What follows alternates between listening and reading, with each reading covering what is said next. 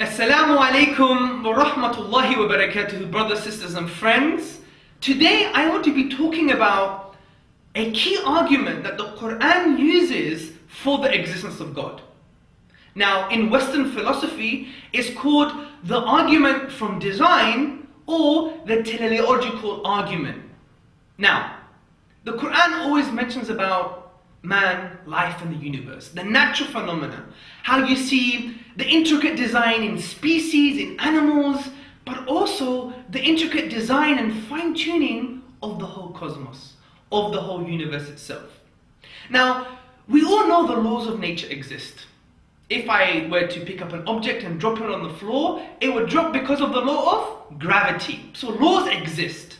Now, just to mention that these laws exist without any purpose, I think it's absurd. And in this light, the Oxford professor Roger Penrose, he said in a documentary that it's not very useful thinking about the universe without any purpose. It's not healthy for scientific or rational discussion. And I agree with Professor Roger Penrose because our very existence on this planet is on a knife edge. It's based on an initial conspiracy of conditions for us to exist, for life to be on this planet, that are so incomprehensible that to claim they were there just by chance would be the mantra of a madman. Let me explain why. Before I explain why, let me give you reasons for this. And the reasons are as follows. The expansion rate of the universe, take for consideration. If it changed by 4 to the minus 18 seconds, 4 to the minus 18 seconds, which is 1/quintillionth of a second, the universe itself would have recollapsed upon itself, and we would not have this universe here today. Another example is one of my favorites. Now, Roger Penrose from Oxford University, he said that in order for the creator to create this universe, he would have to choose a very small, tiny volume for the phase space of possible universes. Now, this is scientific mumbo jumbo.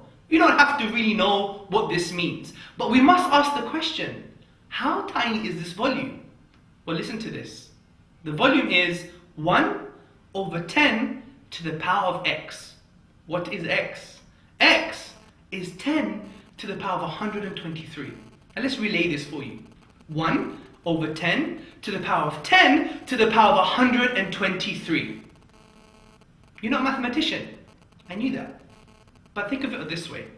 It's equivalent. If I was a dartsman and I was holding a dart, I had to hit the center of a proton, which is smaller than an atom. It's inside the atom.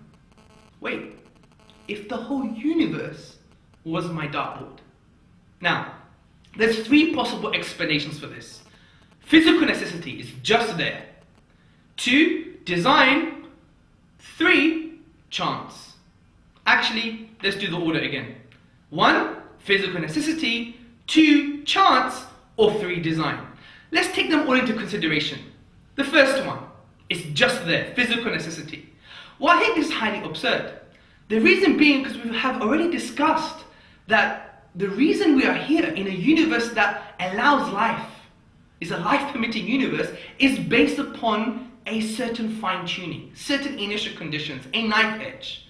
And to claim that it is just their physical necessity would mean that this fine-tuning, these values and constants are dependent on the laws of nature. But they're not. They're not dependent on the laws of nature. Similarly, we would have to believe that a universe not fit for life could never exist. But we know this is scientifically absurd. So we know it's not physical necessity, it's not natural law. Second option, chance. This is the famous atheist mantra. Chance, chance, chance. In a very religious type of way. I hope you get the pun. Now, what does the atheist say? Well, there's still a possibility of chance. But I would argue this is absurd also, because the chances are so high that to claim that this is a rational justification for the fine-tuning of the universe is ridiculous. Because do we use this type of philosophy when we exchange money, we go to the bank, or we live our day-to-day lives? If we saw a grey rhino appearing in our front garden overnight, would we say it just popped into existence by chance? Or what about a 747 appearing in our garden in the morning? Would we say it just came there by chance? Of course we wouldn't. But the atheist may still clutch at intellectual straws and say, Mr. Hamza Tzortzis, it could still be by chance.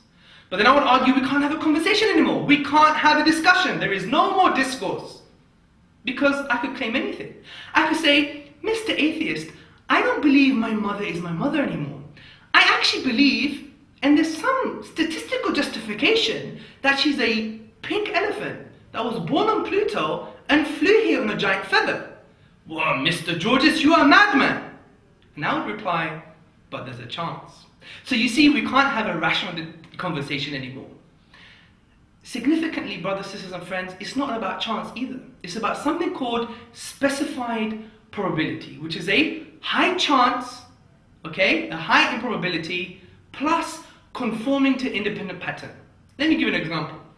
Now imagine the room or the office or wherever you are that you're listening and watching this, there is a monkey. And that monkey is typing away on your laptop overnight for 24 hours, typing away, okay? And what you see in the morning is a piece of paper printed out next to the sleeping monkey, because the monkey's been very tired, it's been typing all night. And what does it say? O Romeo, wherefore art thou, O Romeo? Deny thy father and deny thy name. A Shakespearean play. Now, rationally, you may have thought that words such as table, chair, house, dog, cat would appear on a piece of paper amongst other jumbled words. But since you see a whole Shakespearean play, you would say this is impossible. There must be another rational explanation for this.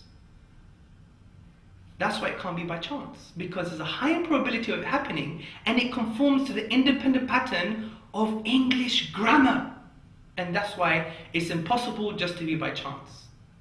And to support this, there was recent studies that were done at key academic institutions and universities in Britain that they calculated for a monkey to randomly type on a computer and just to bring out to be or not to be from the Hamlet play of Shakespeare, it would take the monkey, and listen to this, 28 billion years.